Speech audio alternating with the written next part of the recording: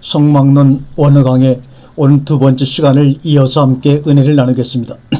사도행전 9장 1절과 9절 말씀을 함께 봉독하겠습니다. 사울이 주의 제자들을 대하여 여전히 위협과 살기가 등등하여 대시장에 가서 다메섹 여러 해당에 갈 공문을 청하니 이는 만일 그 돌을 쫓는 사람을 만나면 물은 남녀하고 결박하여 예루살렘으로 잡아오려 함이라. 사울이 행하여 다메섹까지 가더니 혼연히 하늘로서 빛이 저를 둘러 비치는지라. 땅에 엎드려 들음에 소리 있어 가라사대 사울아 사울아 내가 어찌하여 나를 핍박하느냐 하시거늘 대답하여 주여 뉘시오니까 가라사대 나는 내가 핍박하는 예수라. 내가 일어나 성으로 들어가라 행할 것을 내게 이를 자가 있느니라 하시니 같이 가던 사람들은 소리만 듣고 아무도 보지 못하여 말을 못하고 섰더라.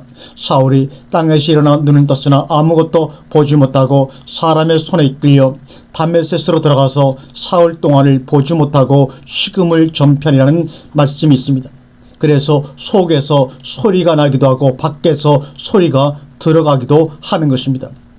우리가 강같은 평화할 때 밖에서 오기도 합니다. 그래서 히브리인들이 샬롬 평화하는 것은 외적인 평화입니다. 그래서 샬롬 평화 에이레라는 것은 내가 누구와 함께 있다는 것입니까? 여자가 누구와 함께 있을 때 가장 평화롭습니까? 사랑하는 사람과 함께 있을 때 평화를 느낍니다. 우리는 주님과 함께 있으면 그게 바로 우리의 평화입니다. 성령은 우리가 외적인 평화를 말하고 있을 때 성경은 하나님의 존재를 평화라고 하고 있습니다. 그래서 요한복음 14장 27절에 평안을 너희에게 끼치노니 곧 나의 평화를 너희에게 주노라. 내가 너희에게 주는 것은 세상이 주는 것 같지 아니하니라. 너희는 마음에 근심하지도 말고 두려워하지도 말라고 말했습니다. 내가 내 자신을 그리스도에게 우리에게 주시겠다는 것입니다. 내가 내 자신을 우리에게 주시겠다는 것입니다. 십자가 사건 이전에는 제자들과 그리스도가 문 밖에서 서로 대화를 했습니다. 그러나 십자가 사건 이후에는 제자들에게 주님이 직접적인 역사가 있었습니다. 우리에게도 그리스도와 함께 있는 것을 깨달으면 밖에서 전쟁이 나고 난리가 나도 내 속에서는 평화가 있는 것입니다. 그때부터 나오는 평화, 그것이 바로 진정한 기쁨입니다. 시편 91편 9절에 내가 말하기를 여호와는 나의 피난처시라고 주전자로 거처를 삼았으므로 말합니다. 주전자가 우리의 거처가 됩니다. 주전자가 여호와 하나님이신데 피난처 마원입니다. 그 여호와 하나님이 하늘 같은 분이고 그래서 거기가 나의 처소라는 것입니다. 고린도후서 5장 10절에 그런즉 누구든지 그리스도 안에 있으면 새로운 피조물이라. 이전 것은 지나갔으니 보라 새 것이 되었더라고 얘기합니다. 우리가 새로운 피조물이 되었다는 것은 어디에 있는 것을 의미합니까? 하늘 안에 있는 것입니다. 그런데도 문제가 생기면 여호와 하나님은 온데간데 없고 주 안에 있는 것도 다 잊어버리고 벌거벗은 자기것만 보고 두려워하며 주님을 원망합니다. 그때가 언제입니까? 시험받고 있는 때입니다. 그래서 우리가 어느 존재로 그분을 알고 어떻게 그 일을 감당하는지 알려면 문제거리를 주어보면 압니다. 그래서 신앙생활을 하는 사람들은 문제가 올 때 더 감사라고 말하고 있는 것입니다. 왜 그럴까요? 하나님이 그때 나를 체크하고 테스트하는 순간이 되기 때문입니다. 그래서 믿음의 선진들은 다니엘이 사자굴에 들어갈 때도 들어가기 전에도 걱정했다는 말이 없고 하나님 내가 사자굴에 들어가니까 나에게 믿음 주시옵소서 믿습니다 했다는 말도 없습니다. 오늘날 기도를 어떻게 합니까? 그냥 믿습니다 하고 있습니다. 말로만 그리스도 안에서 새로운 피조물이지 피난처가 온데간데 없어져 버리고 말았습니다. 피난처가 온데간데 없습니다. 다리오 왕은 다니엘이 사자굴에 갇혀 있을 때 사자굴에 들어가면 온전한 사람이 없을 테니까 그래도 혹시나 해서 이튿날 빨리 뚜껑을 열어보러 갔을 때 어떻게 되었습니까? 사자가 입을 꾹 다문 채 얌전히 앉아 있었습니다. 사자가 다니엘의 옆으로 올 때도 다니엘은 아이고 하나님 하지 않았습니다. 불 속에 들어가던 다니엘 새 친구도 들어가기 전에 믿습니다 했습니까? 하지 않았습니다. 다니엘은 뭐라고 했습니까? 다니엘 3장 16절 이하의 말씀을 보게 되면 사드락과 메삭과 아벳느고가 왕에게 대답하여 가로되 느부갓네살이여 우리가 이 일에 대하여 왕에게 대답할 필요가 없나이다. 만일 그럴 것이면 왕이여 우리가 섬기는 우리 하나님이 우리를 극렬히 타는 풀무 가운데서 능히 건져내시겠고 왕의 손에서도 건져내시다. 그리 아니하실지라도 왕이여 우리가 왕의 신들을 섬기지 아니하고 왕의 세우신 금신상에게 절하지도 아니할 줄을 아옵소서 같이 말했습니다. 우리가 안 죽어 사는 것을 너희가 아느냐는 것입니다. 그래서 느부갓네살 왕이 들여다보니까 들여보낼 때는 셋인데 나중에 보니까 하나가 되어 있었습니다. 하나가 누구입니까? 바로 주님이 함께 하신 것입니다. 주님과 함께하는 자는 죽음이라는 것을 부활로 직결되는 것으로 믿는 자들입니다. 그러니까 우리가 믿음이 얼마나 컸는지 알아보려면 문제거리를 주어 보아야 합니다. 그래서 아이들이 클 때 한 번씩 열이 나고 나서 그 다음에 똑똑해지는 것과 똑같습니다. 그래서 아버지 하나님의 아들이 되면 훈련이 끝나는 것이 아닙니다. 그리스도는 언제까지 훈련을 받았습니까? 십자가에 죽으시는 것도 그리스도에게 오는 마지막 훈련이었습니다.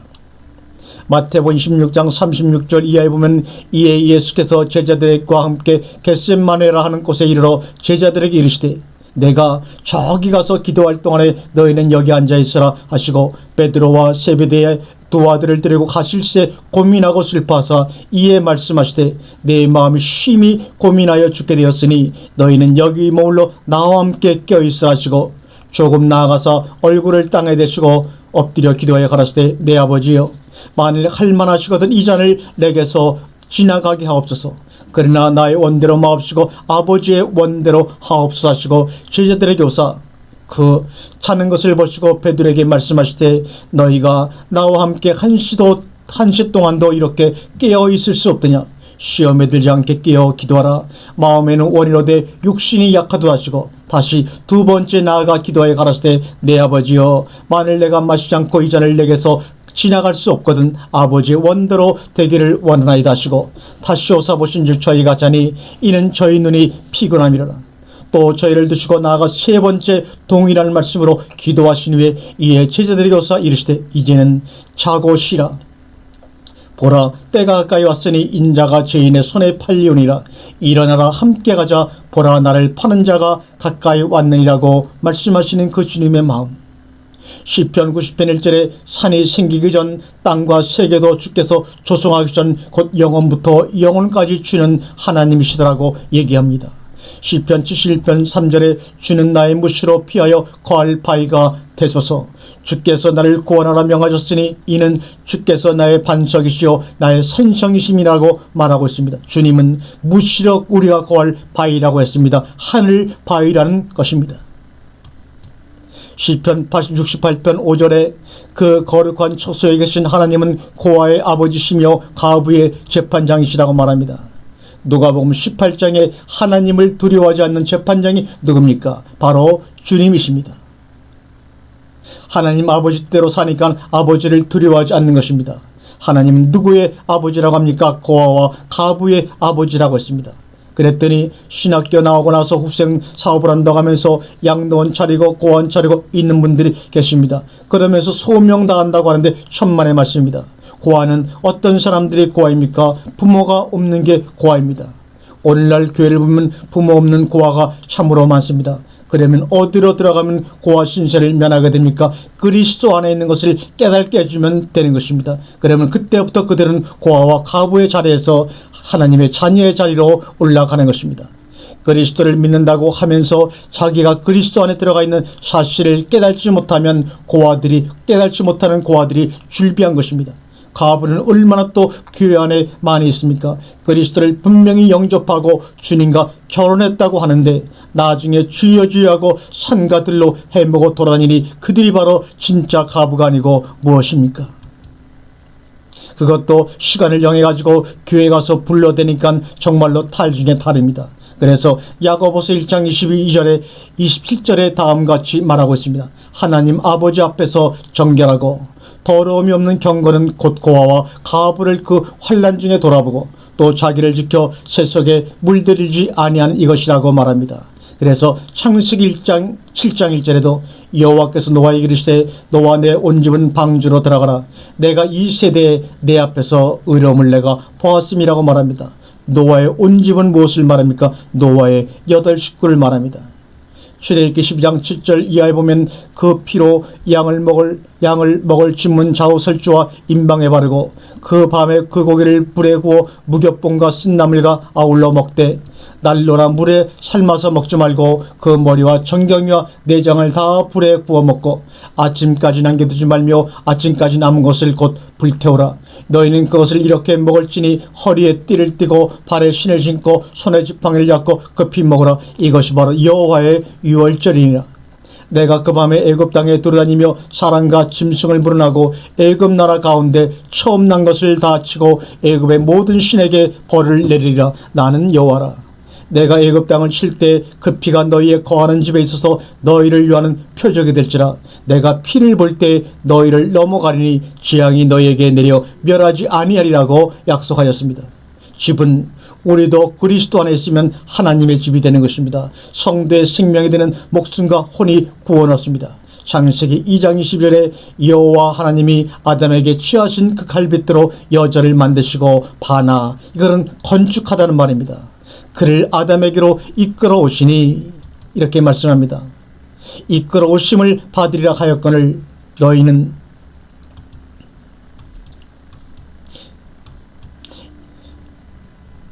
이끌어 오시니 갈빗대로 여자를 만들었다고 하는데 그리스도와 성도가 합해지면 무엇이 됩니까? 하나님의 집이 되는 것입니다. 그런데 오이코스, 이 집이라는 말은 마태복음 21장 13절에 말한 대로 저에게 이르시되 기록된 바 내 집은 만민이 기도하는 집이라 일컬음을 받으리라 하였거늘 너희는 강도의 궁녀를 만드는도다 하시니라. 내 집은 기도하는 집이라고 주님이 분명히 말씀했습니다. 마가복음 8장 1절에 중풍병자를 고치시고 집으로 가라 했는데 어느 집으로 가라는 것입니까? 중풍병자는 어디를 들어갈 수 없습니까? 성전 미문에 앉아있던 안전뱅이도 고쳐주니까 어디에 들어가서 춤추고 노래합니까? 하나님의 성전에 들어가서 춤추며 찬양했습니다. 중풍병자도 그냥 집으로 가라는 것이 아니라 하나님의 집으로 가라는 것입니다. 요한복음 1장 16절에 비둘기 파는 사람들이 이르시되 이것을 여기서 가져가라. 내 아버지의 집으로 장사하는 집을 만들지 말라 하시니, 내 아버지 집으로 장사하는 집을 만들지 말라 했는데 내 아버지의 집은 무엇을 말합니까? 바로 성전을 말하고 있는 것입니다. 히브리서 3장 2절 이하에 저가 자기를 세우신 이에게 충성하시기를 모세가 하나님의 온 집에 한 것과 같으니 저는 모세보다 더욱 영광을 받을 만한 것이 마치 집 지은 자가 그 집보다 더욱 존귀함과 같으니라. 집마다 지은이가 있으니 만물을 지으신 이는 하나님이시라. 또한 모세는 장래에 말할 것을 증거하기 위하여 하나님의 온 집에서 사안으로 충성하였고 그리스도는 그의 집 맡은 아들로 충성하였으니 우리가 소망의 담대함과 자랑을 끝까지 견고히 잡으면 그의 집이라고 말합니다. 우리가 주님의 집이라고 했습니다. 주님은 또한 우리의 집입니다. 그래서 우리가 그리스도 안에 거함으로 하나님의 성전, 집이 완성이 되는 것입니다. 그러면 그리스도는 어느 집을 찾으러 오신 것입니까?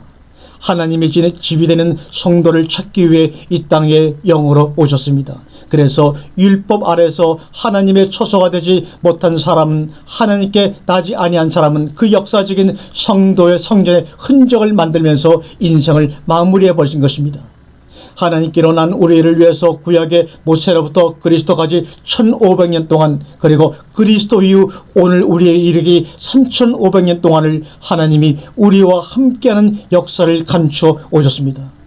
누구만 성경의 비밀을 알면 됩니까? 하나님께로 난 자녀들만 아버지 하나님과 그리스도로 더불어 의사소통이 되면 되는 것입니다. 다른 사람들은 성령을 가지고 뭐라고 써먹든지 간에 심지어 약장사가 성경을 이용해 먹습니다. 뭐라고 이용해 먹습니까? 사람이 온 천하를 얻고도 건강을 잃으면 무슨 소용이 있느냐 하며 악을 쓰며 약을 잘 팔아 먹을지라도 그것은 우리와 관계가 없는 일입니다.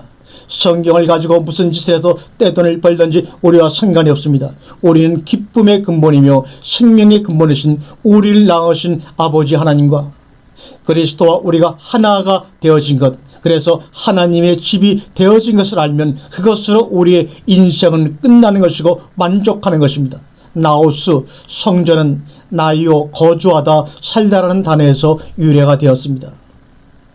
누구와 삽니까? 그리스도와 함께 사는 곳이 바로 성전이요 하나님의 처소입니다. 요한복음 2장 19절에 보게 되면 예수께서 대답하여 가라사대 너희가 이 집을 이 성전을 헐라 내가 사흘 동안에 일으키리라. 유대인들이 가로되 이 성전은 46년 동안의 지었건을 내가 3일 동안에 일으키겠느냐 하더라. 그러나 예수는 성전된 자기 육체를 가리켜 말씀하신 것이라고 말합니다. 성전은 건물로 된 성전도 있고 육체로 된 성전도 있습니다. 사도행전 7장 48절에 보면 그러나 지극히 높으신 이는 손으로 지은 곳에 계시지 아니하시라니 선지자의 말한 바 같이 선지자의 말한 바 같이 말했습니다. 고린도전서 3장 16절에 너희가 하나님의 성전인 것과 하나님의 성령이 너희 안에 거하시는 것을 너희는 알지 못하느냐. 누구든지 하나님의 성전을 더럽히면 하나님이 그 사람을 멸하시리라. 하나님의 성전은 거룩하니 너희도 그러하니라고 우리에게 말씀합니다. 또한 6장 19절에 보면 너희 몸은 너희가 하나님께로부터 받은 바 너희 가운데 계신 성령의 전인 줄을 알지 못하느냐. 너희는 너희의 것이 아니라고 분명히 말합니다. 우리가 하나님이 거하시는 성전이라고 했습니다. 성전을 더럽게 하는 것은 어떻게 하는 것입니까? 우리의 몸과 마음을 더럽히는 것은 죄와 사망이 내게 있다고 생각하는 것 자체와 성전을 더럽히는 것입니다.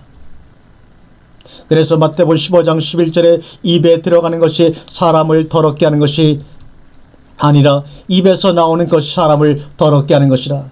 이에 제자들이 나아와 가로되 바리새인들이 이 말씀을 듣고 걸림이 된 줄을 아시나이까. 예수께서 대답하여 가라사대 심은 것마다 내 천부께서 심지 않으신 것은 뽑힐 것이라. 그냥 두어라. 저희는 소경이 되어 소경을 인도하는 자로다. 만일 소경이 소경을 인도하면 둘이 다 구덩이에 빠지리라 하신대. 베드로가 대답하여 가로되 이 비유를 우리에게 설명하여 주옵소서. 예수께서 가라사대 너희도 아직까지 깨달음이 없느냐. 입으로 들어가는 모든 것은 배로 들어가서 뒤로 내어 버려지는 줄 알지 못하느냐. 입에서 나오는 것들은 마음에서 나오느니 이것이야말로 사람을 더럽게 하느니라. 마음에서 나오는 것은 악한 생각과 살인과 간음과 음란과 도적질과 거짓 증거와 해방이니 이런 것들이 사람을 더럽게 하는 것이요 씻지 않은 손으로 먹는 것은 사람을 더럽게 하지 못하느니라고 말씀합니다. 성전을 더럽히는 것이 무엇인지 모르니까 맨날 교회 건물만 닦고 난리가 났습니다. 자기의 마음을 닦을 줄을 모릅니다. 고린도서 11장 3절 4절에 뱀이 그 관계로 하와를 미혹한 것 같이 너희 마음이 그리스도를 향하는 진실함과 깨끗함에서 떠나 부패할까 두려워하노라. 만일 누가 가서 우리의 전파하지 아니한 다른 예수를 전파하거나 혹 너희의 받지 아니한 다른 영을 받게 하거나 혹 너희의 받지 아니한 다른 복음을 받게 할 때는 너희가 잘 용납하는구나 말합니다. 그리스도로부터 마음이 떨어지도록 만드는 것도 성전을 더럽히는 것입니다. 우리는 그냥 막연히 살다가 죽는 존재가 아닙니다. 죽음을 통해서 부활로 영혈되는 존재인 것을 마지막에 확증하도록 되어 있는 것입니다. 있는 존재입니다. 그것이 보장되어 있다는 것을 지금 깨달아야 남은 생애를 주님이 간 길을 따라갈 수가 있는 것입니다. 그래서 이동 성전 성막에서 돌로 지은 성전을 2번 지었는데 솔로몬 성전, 수르바벨 성전은 이방이 아니라 유다 지파를 통해서 지었습니다. 그 다음에 헤롯 성전을 헤롯을 사용하여 성전을 지었으니까 그것은 이방인의 성전입니다. 그리고 AD 70년에 이방인 로마 장군 티터스에서 돌 외에 돈 하나도 남지 않고 완전히 허물어지고 말았습니다. 그 다음에 이 모리아산의 해교도들의 성전이 세워져 지금까지 존재하고 있습니다. 중동에 있는 혈과 육에 속한 유대인들은 이것 때문에 맨날 가슴 아파하며 통곡에 베겨서 통벽을 치며 울고 있습니다. 그들을 깨우쳐 줘야 합니다.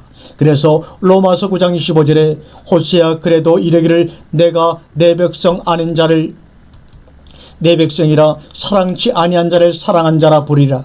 너희는 내 백성이 아니란 그곳에서 저희가 살아계신 하나님의 아들이라 이 부름을 얻으리라 함과 같으니라고 말합니다. 우리들은 유대인들이 볼 때 분명히 이방인입니다.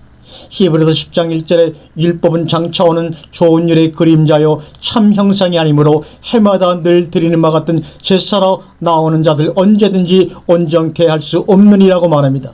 율법은 사람의 손으로 지은 성전은 장차 오는 그림자며 참 형상이 아니라는 것입니다. 그래서 그림자인 성막의 그 성막론을 통해서 우리는 참 성전에 대해서 알고 깨닫기 위해 오늘도 이 시간을 여러분과 함께 나누고 있는 것입니다.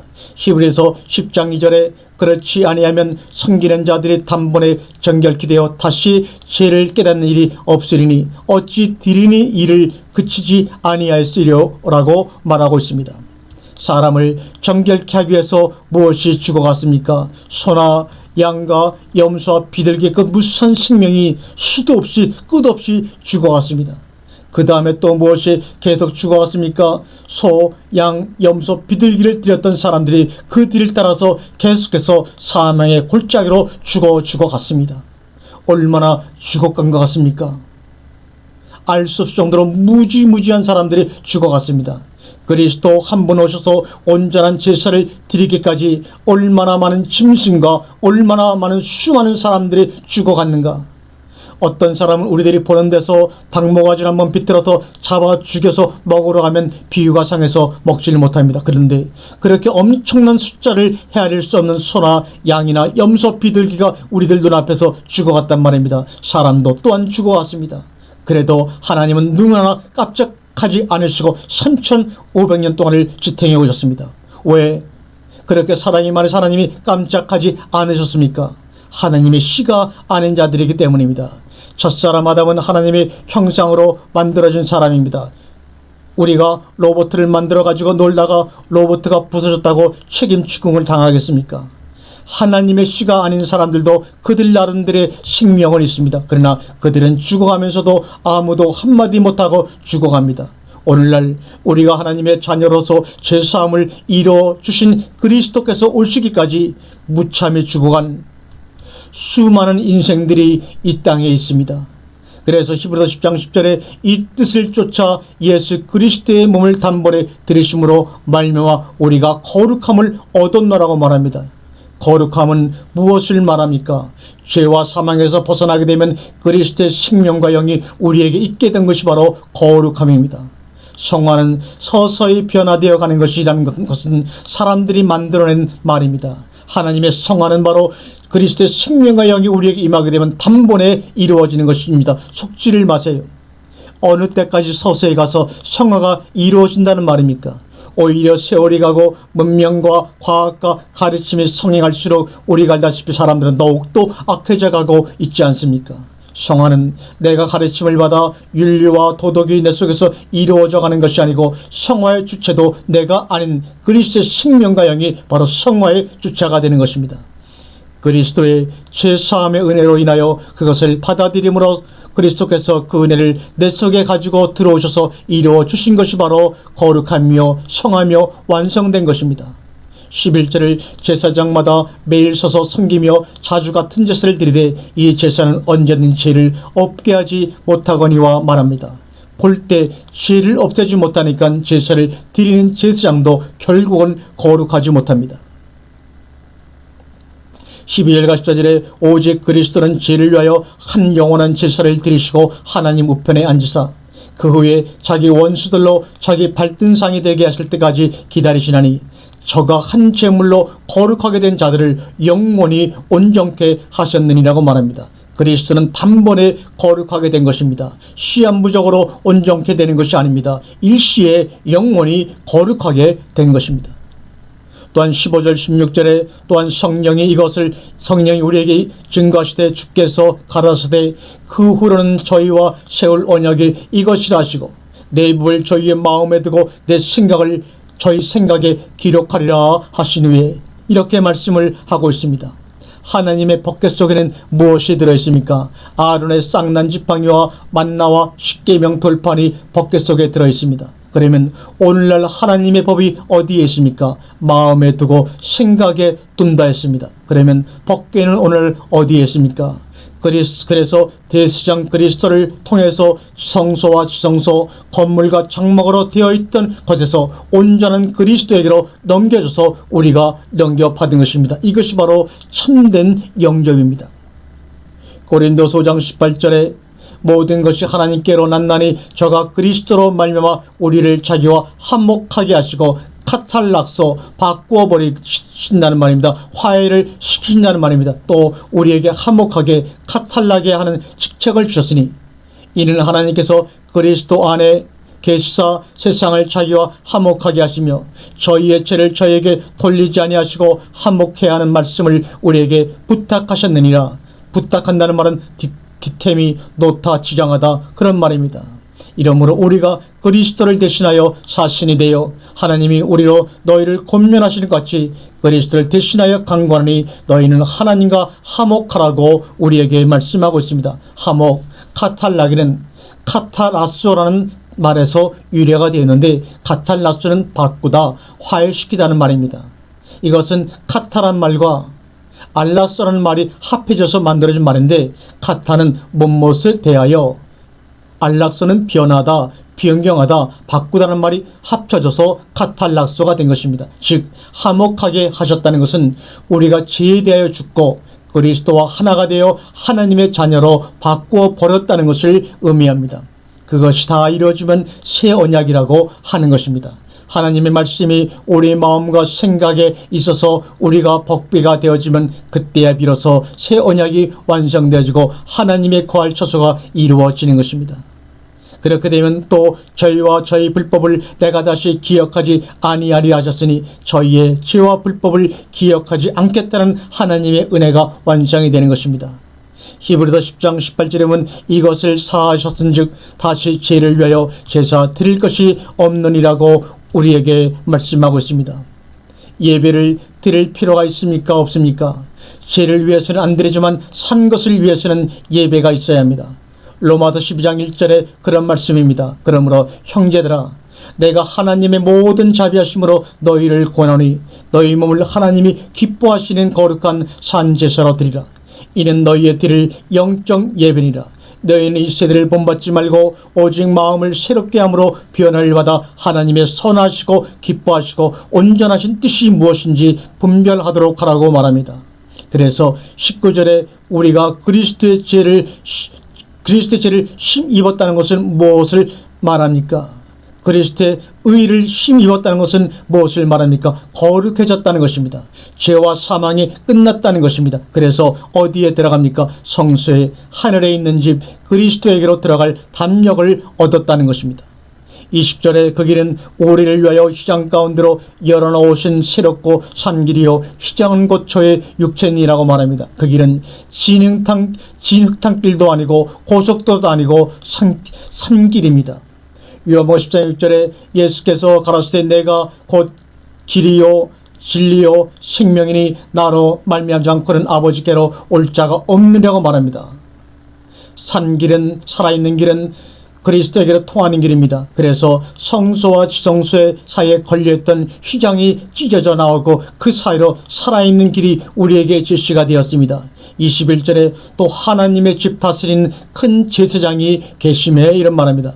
하나님의 집은 무엇입니까? 하나님의 성전된 하나님의 자녀들을 말하고 있는 것입니다. 다스리는 대제사장 그리스도가 멜기세덱의 반차를 쫓아 나오는 것을 말합니다. 히브리서 강해는 그래서 가슴이 벅차오르는 강해가 될 수밖에 없습니다. 죽음과 생명으로 사망에서 영원한 존재로 하나님의 의지와 결단을 볼 수 있는 것이 바로 히브리서입니다. 22절에 우리가 마음의 뿌림을 받아 양심의 악을 깨닫고 온몸을 맑은 물로 씻었으니 참 마음과 온전한 믿음으로 하나님께 나아가자. 하나님의 성소 하나님의 처소로 나아가자고 히브리서 22절에서는 우리에게 말씀하고 있습니다. 우리가 그렇게 온전한 믿음으로 다음번 성막론의 강의를 향하여 나아가도록 하겠습니다.